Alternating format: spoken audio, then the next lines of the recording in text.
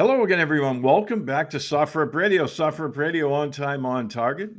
We have a very special guest with us this afternoon, Pete Blaber, who was a special mission unit commander. I guess we could say Delta Force, right? I mean, it's in your bio.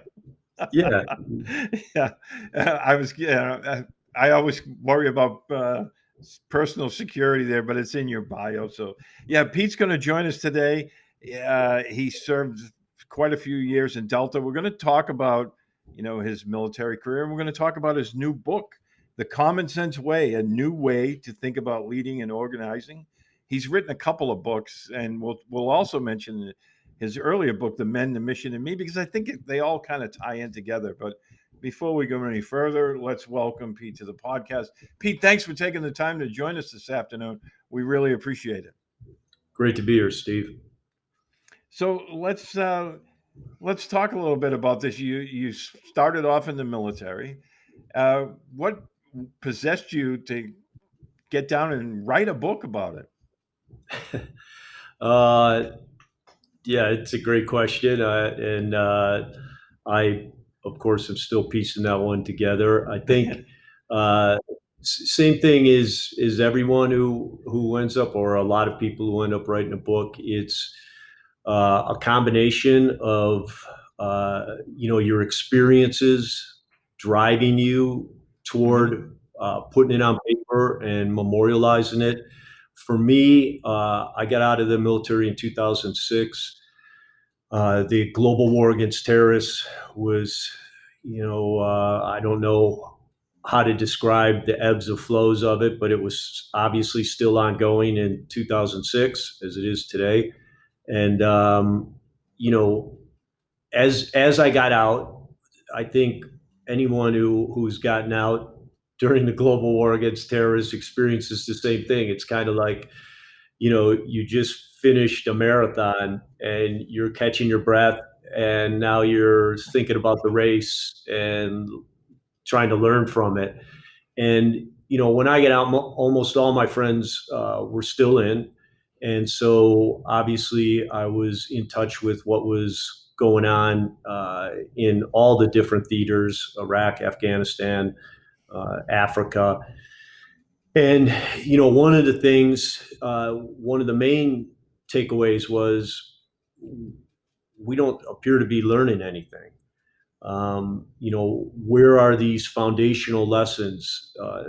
Not complicated, not tactical, just the simple foundational principles that so many great soldiers have learned over the past few years, and in many cases paid the ultimate sacrifice to learn. And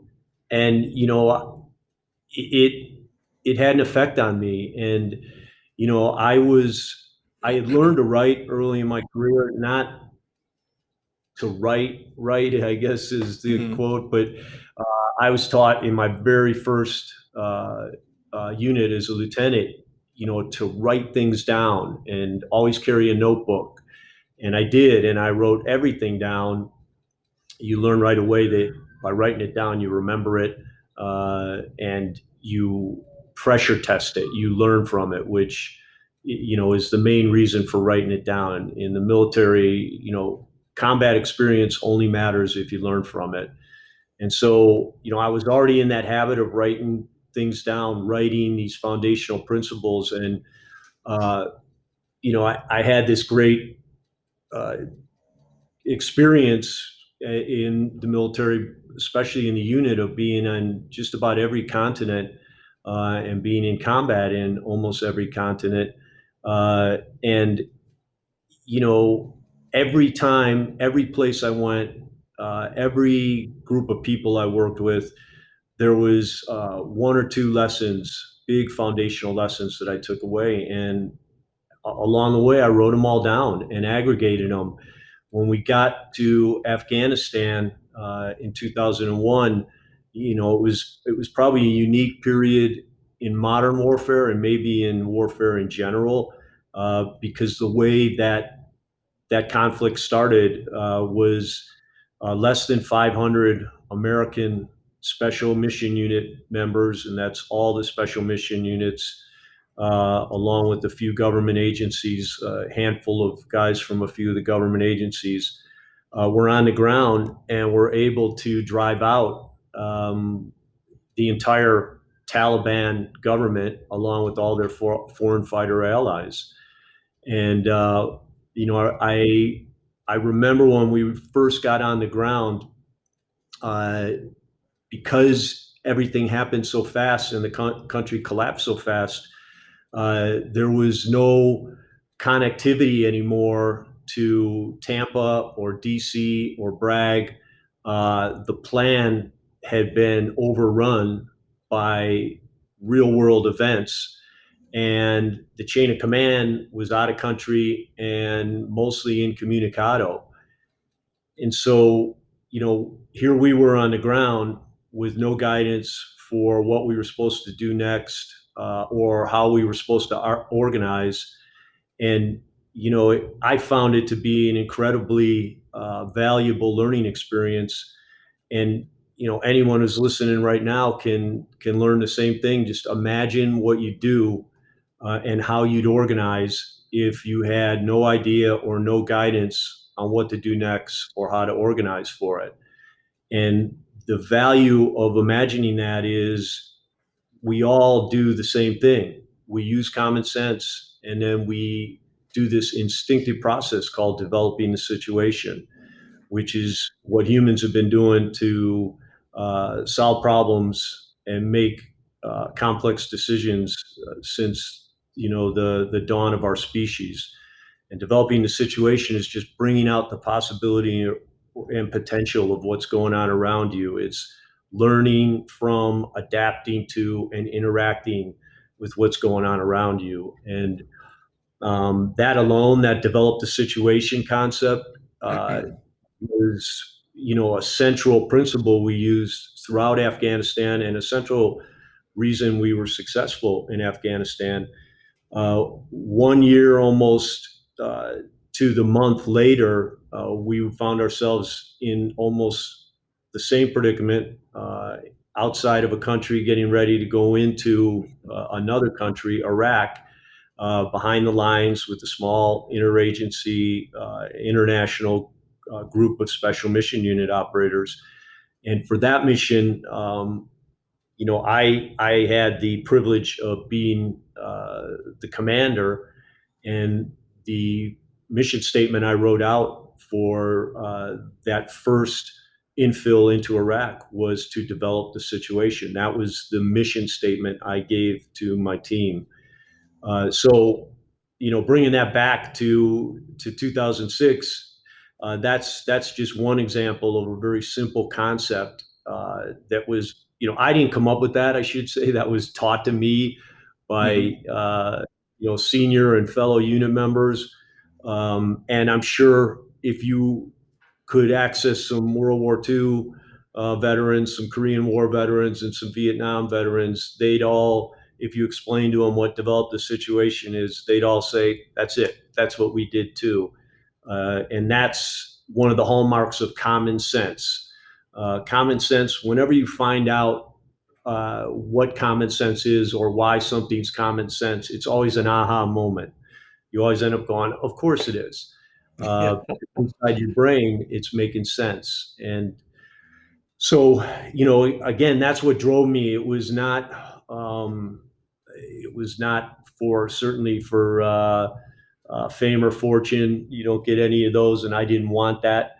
I wrote that book because I felt I had a duty to write it, my first one, to pay something back to those who worked with me and for me, and to future warriors who'll be going through the same thing, in the years ahead. And that's why I wrote it. I felt good about it after I did it. My second one turned out kind of the same thing. I learned a lot more in the 10 years after I wrote the first one. I learned about the biologic and evolutionary underpinnings of common sense. And so this new book explains what common sense is, how we make sense, and how to put it into practice across all contexts of leadership and life. It's funny when you talk about common sense. I think if you asked anybody, you meet on the street, regardless of if he was, a special mission unit guy or just, Joe the plumber, uh, everyone recognizes what common sense is. We see people with common sense. We see people all the time without it. But if you asked anybody, how would you define common sense? I think you'd get a gazillion, and I'm probably not exaggerating there, different answers, wouldn't you? Yeah, you're spot on. And anybody can do it. You can, instead of 1,000 or 100, you can just do 10. Ask 10 people if they know what common sense is. You'll get 10. Of course I do. And ask those 10 people to define common sense, and you'll get 10 different answers. And the reason for that is there is no agreed upon definition for common sense. You can go online or into the dictionary. Online, I think there's 10,000 definitions. Wow. And in the dictionary, you're going to get a different definition depending on what dictionary you look up. It turns out both science and philosophy have turned their back on common sense, and they also have no scientific definition or explanation for it. But as always, we the people are the ultimate governors of what doesn't make sense, and we know common sense is real, and that's a big part of this second book. I just explain it in very simple forms, very understandable to anyone. You certainly don't need any kind of science background to understand the biologic underpinnings of common sense. And it's real simple. We all make sense a common way via our 5 primary senses: sight, sound, smell, taste, and touch. And that's what makes it common. The way we perceive the world, the only way we perceive the world, is through our senses. And it's also why we all have 2 eyes, 2 ears, a nose, a mouth, a brain, a spinal cord, packaged inside a body, elegantly wrapped in skin. Evolution won't let us make sense any other way. And why is that important? Why is that more than just, cocktail party trivia? Because if we all make sense the same way, then we should have a language, and we should always fall back to that common ground to explain what does or doesn't make sense, and to pressure test the sense we make. And that's part also of what my new book, The Common Sense Way, does. In it, it has what I call the language of common sense, and it's a new way to think about leading and organizing based on that biologic and evolutionary underpinnings. And like I said, there's nothing magical about it, but understanding it enables you to make better decisions and think better thoughts. That's metacognition. If we understand the way we think and why we think that way, we can use that knowledge to make better decisions and think better thoughts. And that's what any reader will get out of my new book, The Common Sense Way. And this is not just for military people. This is for corporate people and basically any walk of life. It's a better way of, leading your people, because that's what, you know, corporate leaders are supposed to still be leaders the way, and I'm kind of getting ahead of myself here, but there seems to be a leadership problem in this country.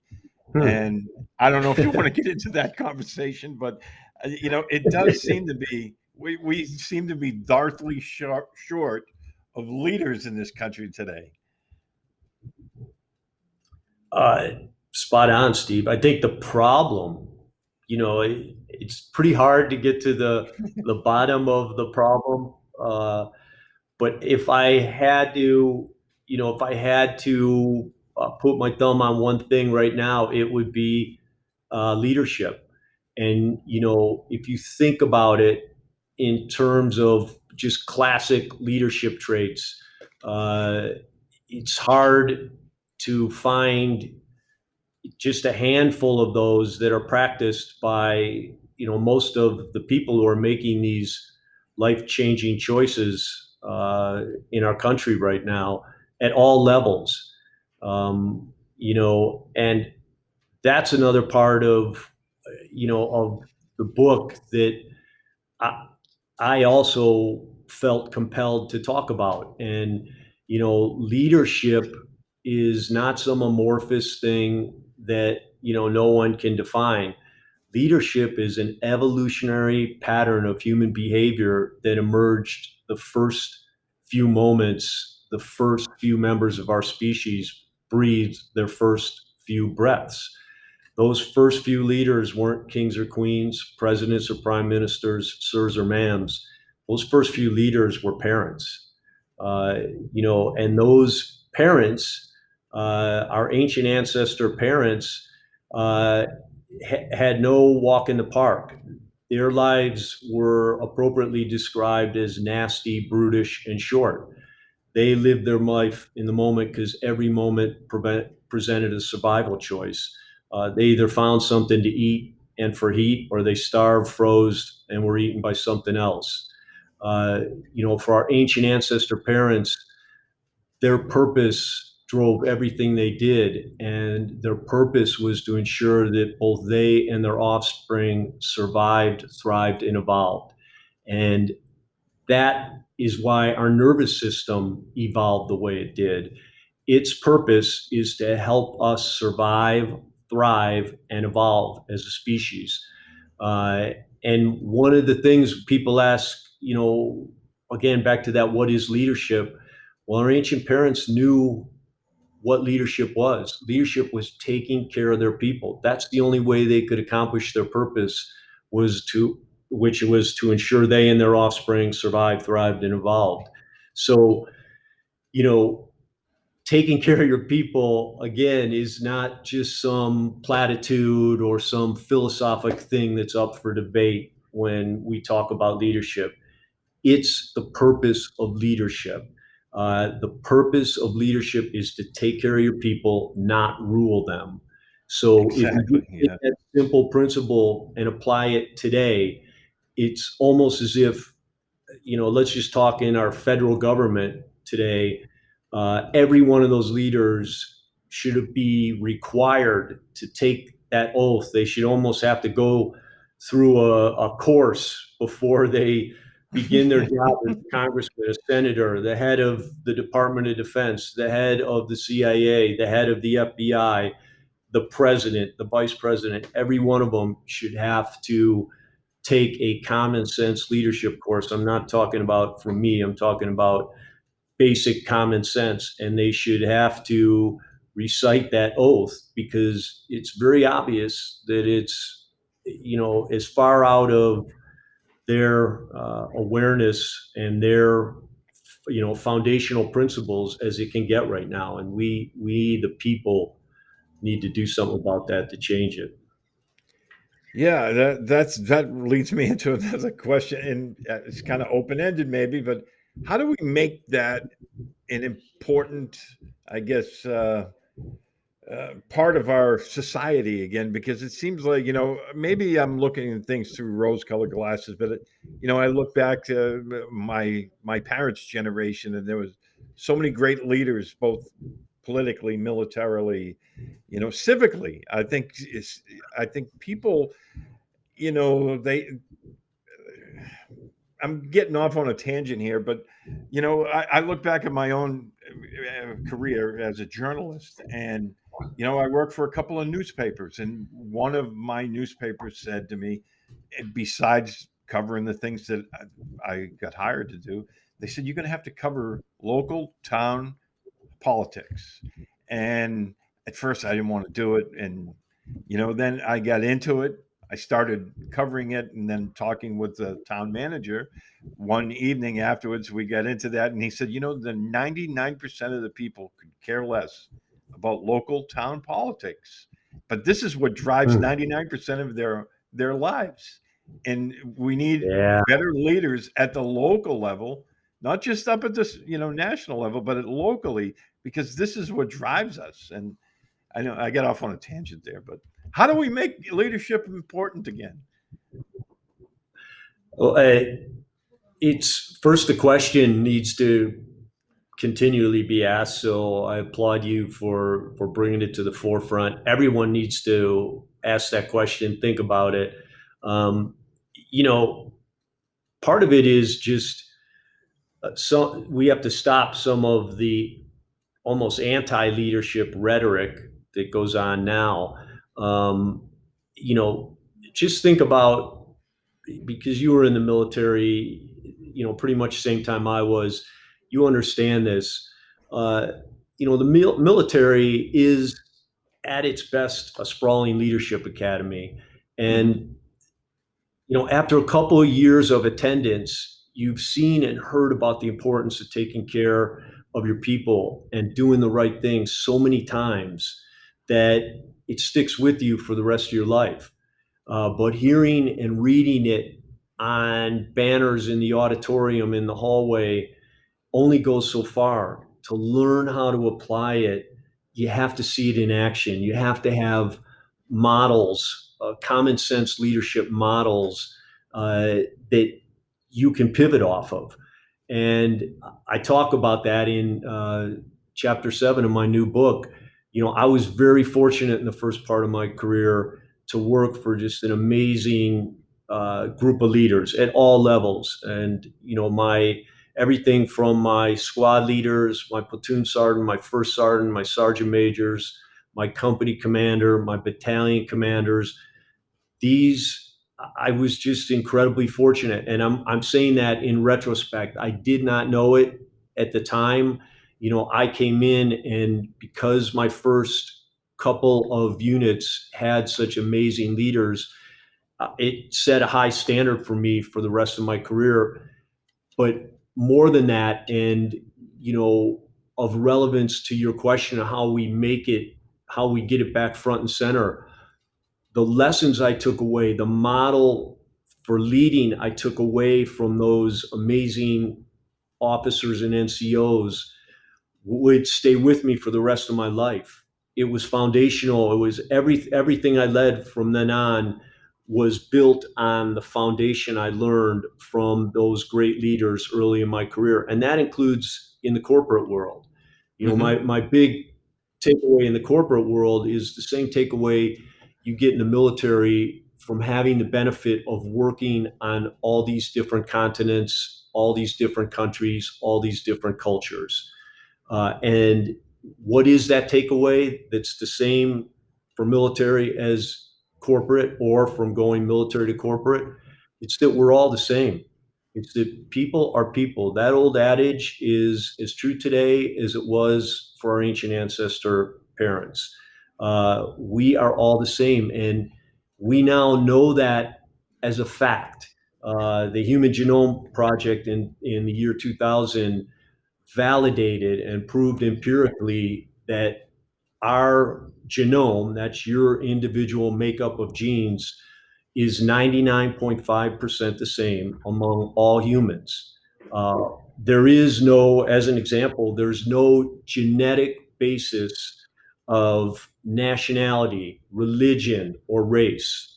Those are just surface features and man-made up cultural features that differentiate us. But what connects us in the common ground upon which we all stand is our 99.5% the same DNA. And, geneticists will tell you, if you brought together 500 geneticists, they tell you the same thing, that we're all the same. There is no genetic basis for race, religion, or nationality. And,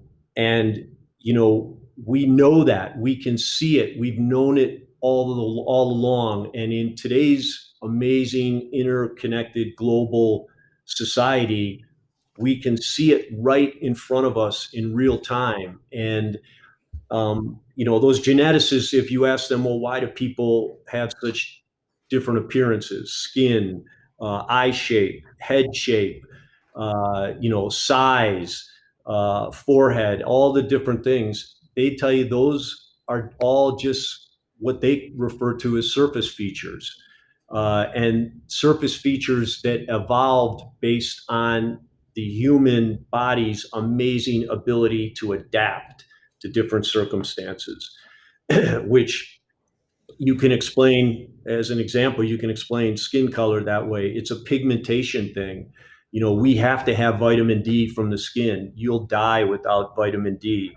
So when you're in a place with a lot of sun, there's no problem getting vitamin D. So now your skin has to actually block some of that sun in order to keep you from getting skin cancers and other ailments. And so you'll get darker in a place that always has sun. If you go to a place that rarely has sun, like Europe, over time, the body adapts, and our skin is the first thing. It starts lightening up so that the vitamin D can sink into that subdermal level and feed our system as the life-saving vitamin that it is.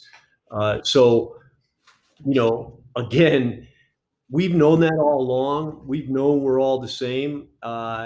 Anybody who has friends with people of different nationalities, different religions, whatever, knows that intuitively. But now we can see it. We can see it in a couple generations, of people who intermarry between ethnicities. It only takes about 2 generations for any ethnicity, whether it's skin color, eye shape, you name it, to just disappear and get lost in the genetic makeup of those 2 generations. And again, when you look at that person, 2 generations later, the child or the children they produce, you ask, what race, religion, nationality is that child? And it reinforces that we're all the same. We are one species, and it's incredibly important to remember that right now, because we have people who, for whatever reasons, are trying to divide us, and we can never let them divide us. We can never let them delude us into thinking that we're different. We're not. We're all the same. And again, the irony of this is, military have known this and known it before anybody else, for many, many years. And we've known it because it's common sense. Now we know it biologically as a fact.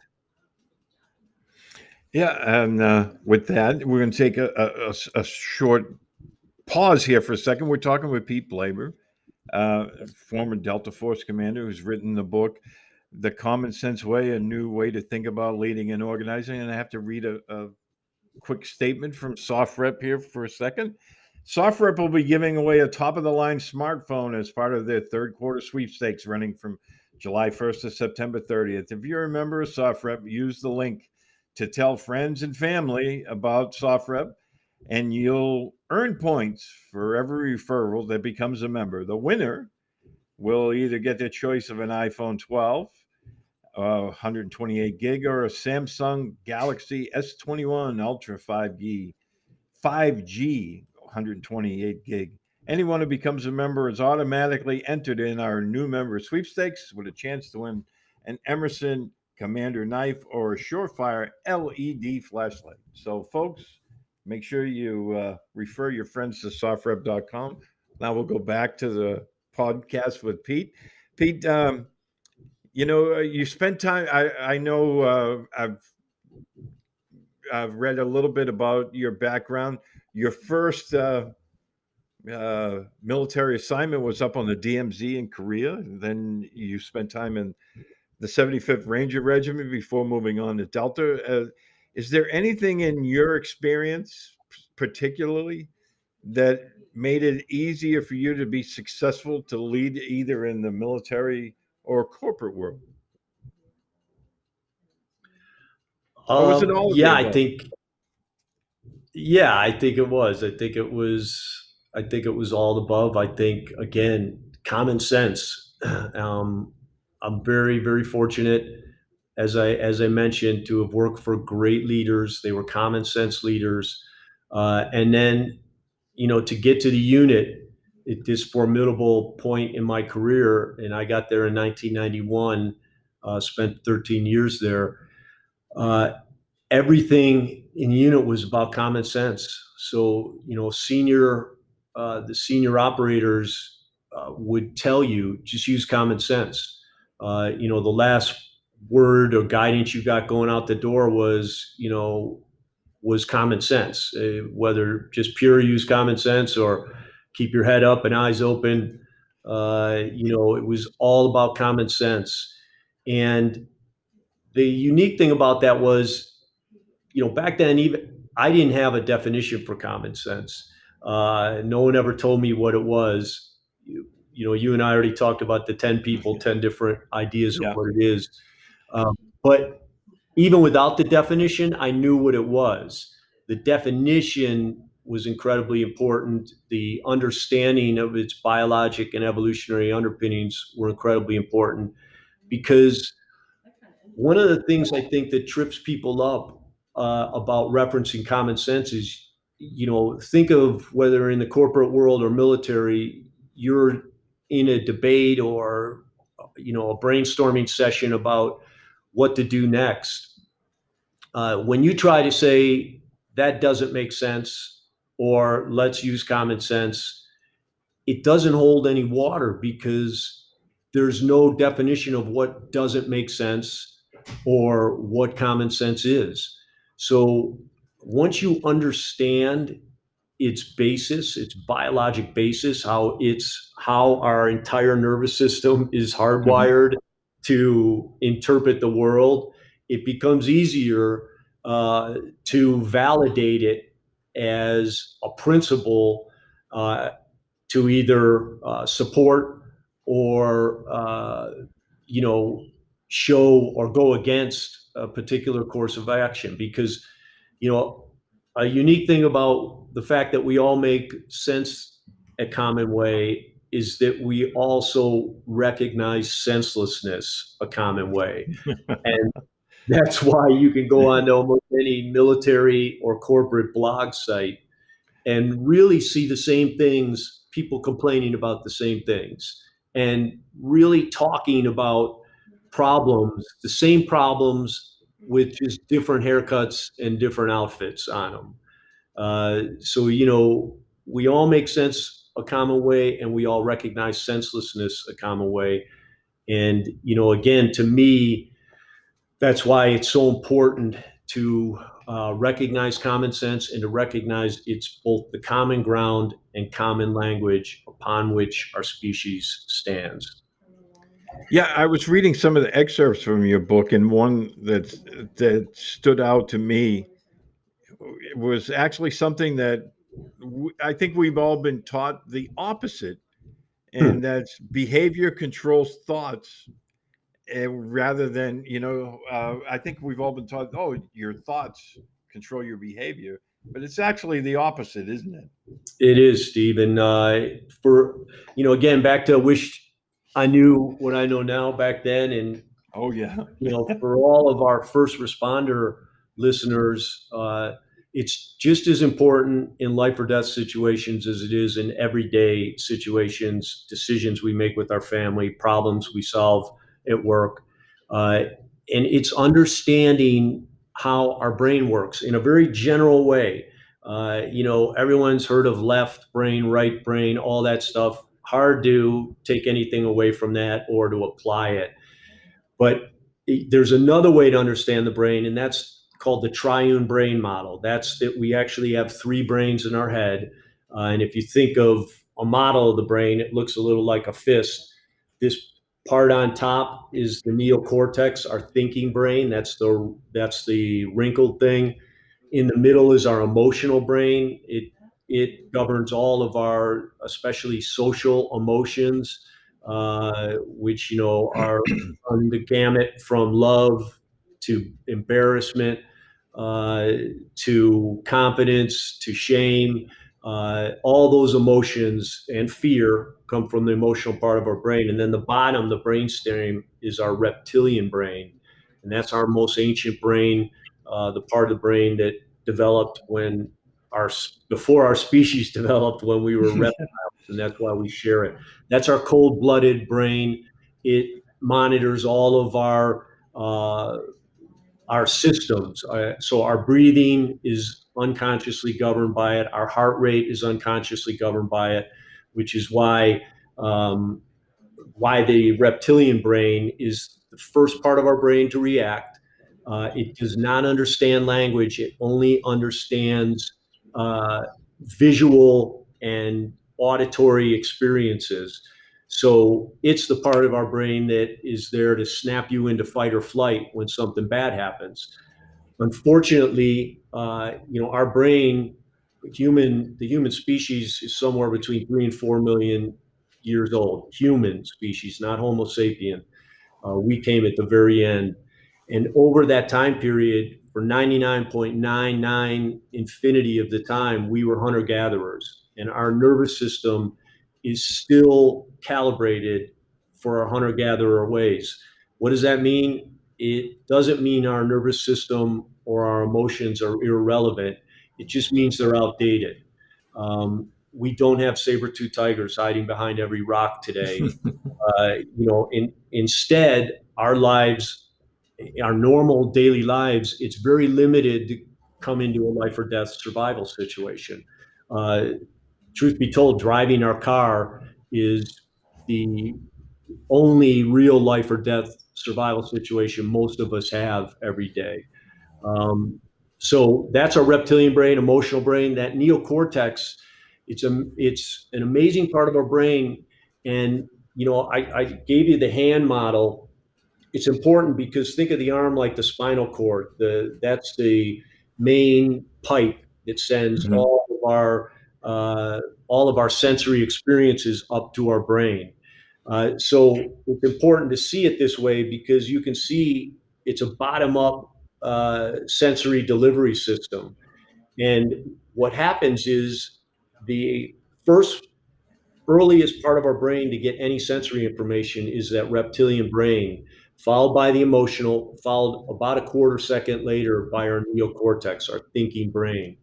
So our first instinctive reaction to any type of external stimulus is always emotional, non-contextual, and instinctive.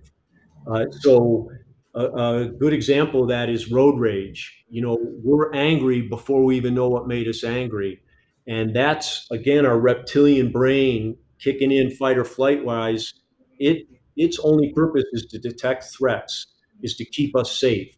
So anything that can be interpreted as danger, your reptilian brain is going to kick you into a fight or flight state. And the only way you're going to turn that back is to take about a quarter second and learn to turn on your neocortex. And, that's the part that's so important, especially to first responders and especially to anyone who's making decisions and solving problems. Your neocortex is the only part of your brain that can understand language. It's the only part of your brain that can monitor sensory information real time. And it's the only part of your brain that can think forward. So it's incredibly important to engage your neocortex. And it's as simple to do as taking a couple of long, full, deep breaths in through your nose, out through your mouth, or just counting to 10 or backwards from 10. Thomas Jefferson said 200 years ago, when angry, count to 10. When very angry, count to 100. So, humans have understood this life hack where you can literally change the way you think about a situation. You can vanquish anger, fear, and panic. You can stay cool. You can be who you really are by simply engaging your neocortex. And, again, it's so simple. All you have to do is breathe. Why is that? And, remember when I told you initially about common sense? Whenever one of the litmus of common sense is whenever you hear the explanation for it, you go, of course. Well, breathing is that way is I told you that the reptilian brain controls breathing. So the only part of your brain that can take conscious control of unconscious processes is your neocortex. So the only part of your brain that can make you breathe is your neocortex. You got to think about it to make yourself breathe. The same thing goes with smiling. A lot of people don't know this. You can put a smile on your face, and when you do that, you'll feel happy. And it's because those muscles in your face are attached to your brain, and they're set up so that when they all go up in that certain formation, you feel better, you feel happiness. So these are life hacks, and for first responders, incredibly important. When you feel, when you feel those, your stomach tighten, or you feel yourself get nervous or whatever, take a few deep breaths.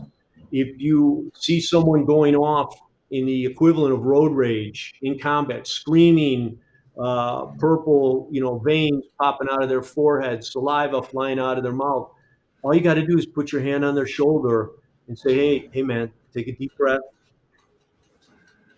count to 10. And every time you do that, that person will be grateful that you did it, because you just snapped them out of reptilian, non-thinking brain, inability to understand what's going on around it, and put them into thinking, all senses scanning, monitoring real life sensory information. If you want to have any chance of making a good decision, you've got to engage your neocortex, and it applies in everything you do.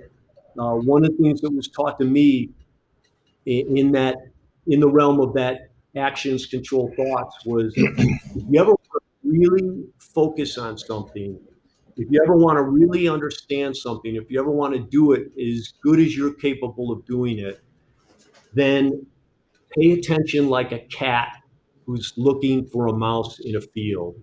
And it's an incredibly powerful image. It was taught to me by one of our sniper reconnaissance operators. Think about a cat looking at a mouse in a field. They set themselves up, their eyes are wide open, their ears perk up. They're all senses 100% focused on that field. And it's kind of amazing if you shoot with, if you ever have a chance to go to a shooting school or shoot with elite shooters, there's so many out there. Kyle Lamb is a good friend of mine. Watch their eyes when they shoot. Every shot, not just when the camera's on them. Watch their eyes. You'll see them looking through those looking at that front sight post like a cat looking for a mouse in the field. And it applies to everything. It applies to sports too. If you're a golfer and you want to hit the ball better, pay attention to that ball like a cat searching for a mouse in the field. And if you want to write something, a paper, and you want to write it as deeply as possible, think through that mental image and then focus yourself on what you're doing that way. That action forces you to 100% engage your senses and your thinking brain, your neocortex, allows you to make better decisions, think better thoughts, and be who you really are. You're not that screaming, saliva spitting person. That's a reptilian remnant of our caveman ancestors. You are the cool, calm, thinking person, and believe in and trust your senses is the principle to take away from that. Ernst Mach in 1869 said, "We know only one source of scientific fact, and that's our senses." And that principle has stood the test of time and real world feedback ever since then. Every scientific hypothesis has to be able to be explained through our senses, or it always ends up not making sense. So incredibly important, whether it's a life or death situation or you just want to be better at what you're doing. Learn about engaging your neocortex, learn about the 3-part brain. And again, in my book, I go through all 3 of them. It's very easy to remember what each one does. And like I said, the result of conscious awareness is what's called metacognition. You can make better decisions and think better thoughts. It's funny when you were talking about, guys in combat and getting that calming influence, it immediately my mind snapped back to the miniseries Band of Brothers when they were attacking the town of Foy and everything that could possibly go wrong went wrong. And the unit was almost disintegrating before our eyes. And then Lieutenant Spears, who's like the calm guy, comes running up and he's like, I'm taking over. And all of a sudden you could see everyone get focused. And he ran right through the German lines, got to the other side, made coordination with the other guys and comes back. And then right then the whole unit, everyone got their sense of focus back and come back together. Yeah. Well, and you're right. In all the great movies, think about in Platoon, when they're lighting that village on fire and William Dafoe runs up and, yells, Barnes, what the F are you doing? He's snapping him out of it there. And it's almost like, a modern day version, we should run up to people and go, hey, man, engage your neocortex. You're a reptile right now. But I really believe, because look, this is another example. I've done it 3 times on combat missions. I've had, and I learned it from my original battalion commander. He's the one who told me the most important thing you can do when talking on the radio is to speak slowly with a calm voice. No matter what's going on around you, remember that the human brain takes 90% of message from the tone and your body language, if you can see it, and only 10% from the words. So if you're a screaming, saliva spitting maniac, which I've seen on the radio in every combat zone I've been in, you're not only not making sense, but you are passing on a panic-like mindset. So common sense is contagious, so is calm, and so is panic. And that's, again, back to our reptilian brain. That's the way we're hardwired. We are hardwired like a herd of deer in a field. If one deer suddenly goes stock still with a rigid body, looks over and then takes off, the whole herd of deer take off. And they're doing that. It's an instinctive reaction. It's why we have what are called mirror neurons in our brain. We mirror behaviors, and the real purpose is to mirror survival behaviors. So, panic and senselessness are contagious, so are common sense and calm. And again, leaders need to understand that. They need to practice it.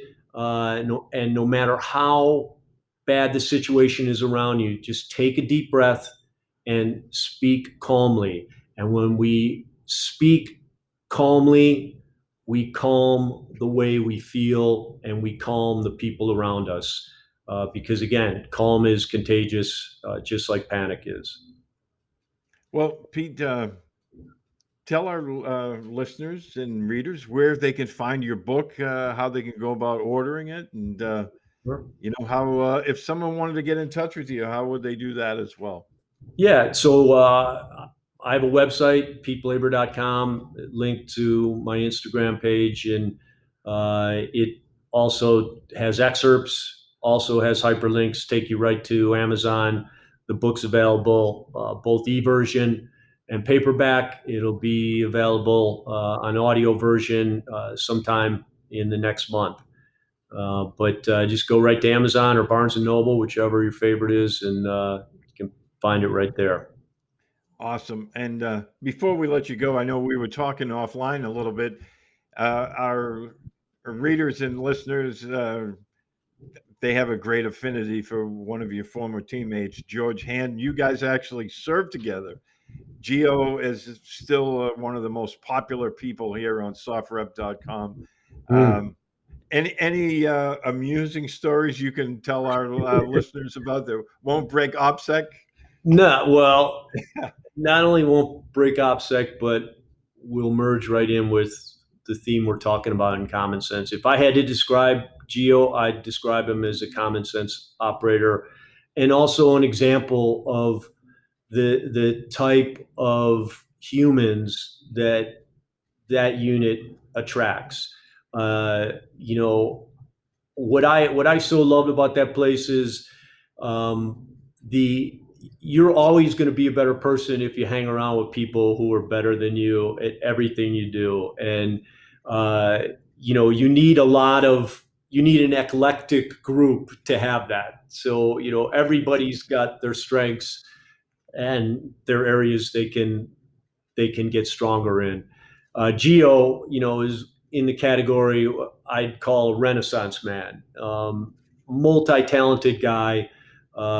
You know, speaks 5 languages, and there's an asterisk on those 5. He's one of those people that can pick up a language and internalize it in weeks. So if there's a new country, a new hotspot, he can focus on that area, that language, and have, at a minimum, survival ability to speak it within weeks, not months.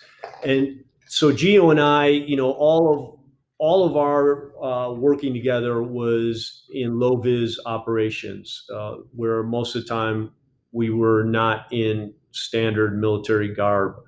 You know, we were down south, probably the most dangerous time, and this was during the drug wars of the 90s, going after cartel kingpins, and Geo was absolutely essential to the successes, the amazing successes we had down there.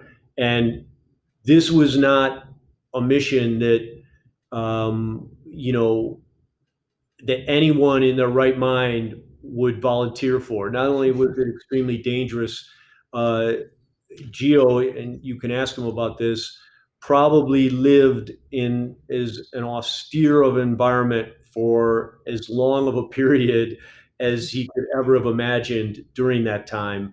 And, you know, I bring that up because that's the sacrifices, the behind the scenes sacrifices that nobody knows about. Drinking contaminated water. Your gut is always, you know, between okay and not okay. There's no sleep. You've got to hide the majority of time. Totally austere environment, no food, and the food you get has to be checked, make sure it's not poisoned. Really, really difficult situation, and he was a main reason we were able to come through that and accomplish our purpose. My more time than that I spent with him was in Bosnia, and of course his capacity for languages shined again there. He picked up Serbo-Croatian like that and was able to speak. We could go into a cafe and he could order, he could chat, and you know, people knew he wasn't from there, but they definitely didn't, you know, believe he was an American. And you know, that's where I saw his common sense, his ability to think on the feet. We had some incredible micromanaging S4 generals. They were the guys running the show in Bosnia, 4-star generals. For some reason, anytime a capture mission, anytime we teed one up, you know, that's when they wanted to come in and begin exercising command authority over every part of the decision. And it got absolutely at times surreal at the details that caused missions to be derailed. Well, there was one where we had been searching for this guy for about 6 months, and we finally had a good source who gave us good information about where he'd be at a certain time and place.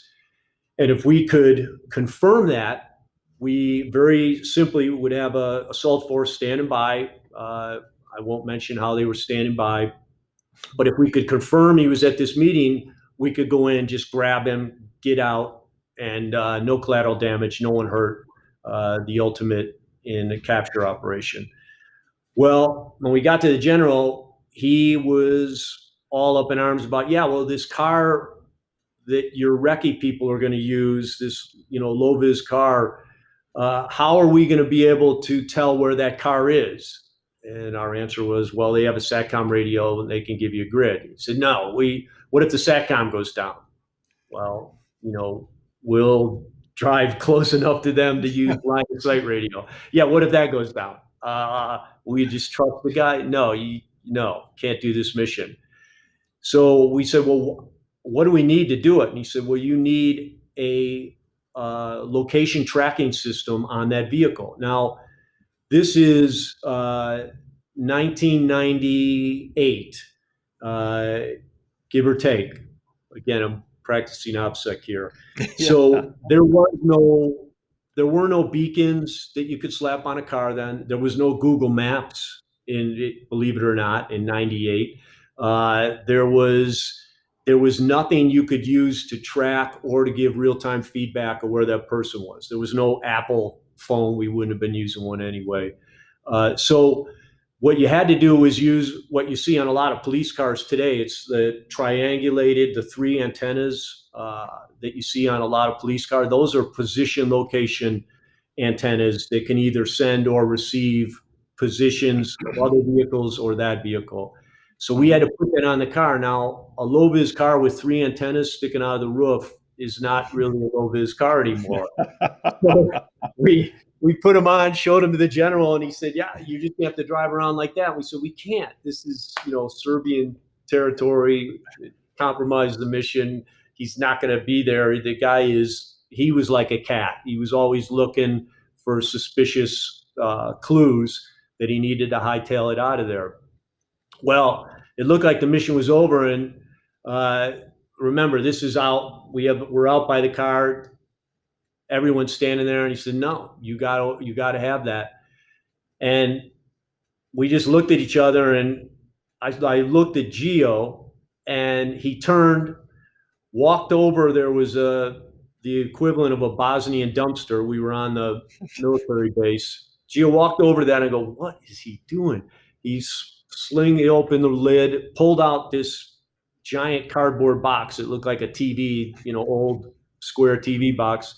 Walked over to the vehicle, put the open end down over the antennas, had some 100-mile-an-hour tape, taped the thing on, and said, "How's that, General?" And he was like, well, yeah, if it still works, you can use that. And of course it still worked.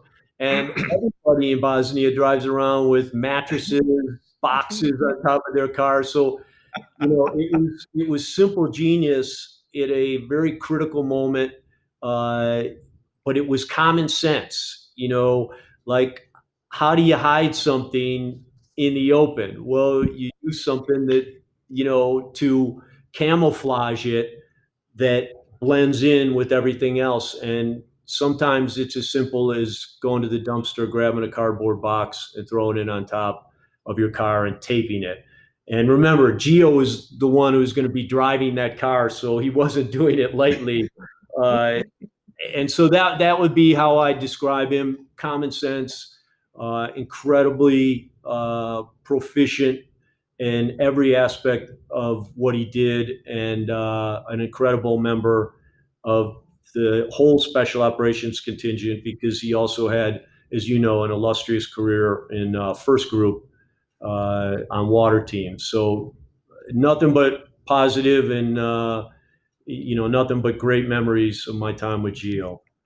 Well, that's a perfect way to put a bow on this, because everybody here, we love Gio, and he's been going through a rough patch right now, but his book just was published, so we want to congratulate him on that. But yes, we want to thank our guests today. Thank you, sir, Pete Blaber. The Common Sense Way, a new way to think about leading and organizing, and it's been really interesting to talk with you. We would love to have you back on the podcast again in the future if your schedule,